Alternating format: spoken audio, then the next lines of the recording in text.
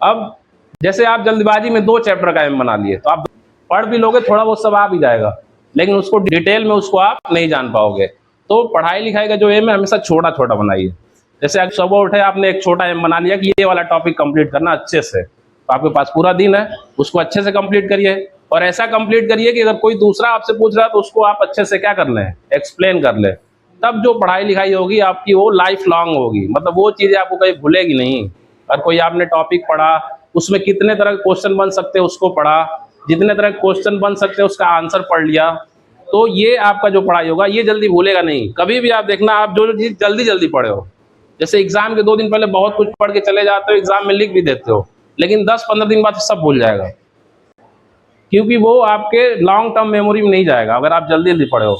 और किसी टॉपिक को आप पेशेंस के साथ पढ़ रहे हो, ज़्यादा टाइम दे के पढ़ रहे हो, तो वो टॉपिक आपको साल, 2 साल, 4 साल या कह लो लाइफ लॉन्ग याद रहेगा।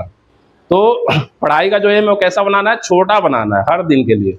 छोटा सा एम बनाइए, 2 टॉपिक का, 3 टॉपिक का, 1 टॉपिक का, और उसको पढ़िए। क्योंकि भाई ये पढ़ना, पढ़ाना, सीखना, सिखाना ये तो ज़िंदगी भर है। आपको हमेशा कुछ ना कुछ पढ़ना, नया सीखना है। और जो भी आप नया सीख रहे हैं वो आपका ज्ञान है, उसी को तो नॉलेज बोलते हैं। आज जो भी आपने नया सीख लिया वो आपका नॉलेज है।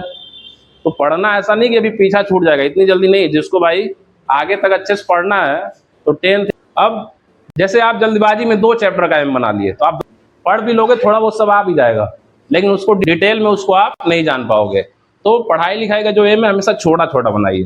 जैसे आज सुबह उठे आपने एक छोटा एम बना लिया कि ये वाला टॉपिक कंप्लीट करना अच्छे से, तो आपके पास पूरा दिन है, उसको अच्छे से कंप्लीट करिए और ऐसा कंप्लीट करिए कि अगर कोई दूसरा आपसे पूछ रहा है तो उसको आप अच्छे से क्या कर लें, एक्सप्लेन कर लें।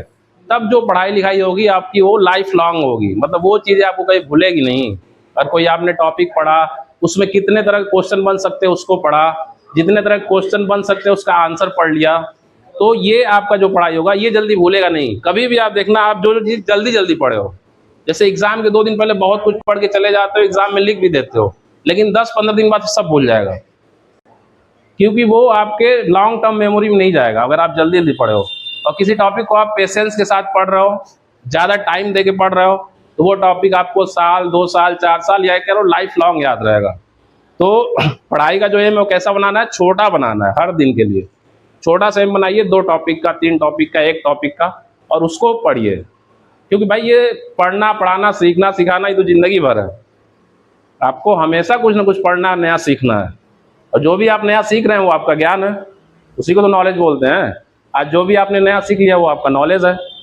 तो पढ़ना ऐसा नहीं कि अभी पीछा छूट जाएगा, इतनी जल्दी नहीं। जिसको भाई आगे तक अच्छे से पढ़ना है तो 10th, अब जैसे आप जल्दबाजी में 2 चैप्टर का एम बना लिए, तो आप पढ़ भी लोगे, थोड़ा बहुत सब आ भी जाएगा, लेकिन उसको डिटेल में उसको आप नहीं जान पाओगे।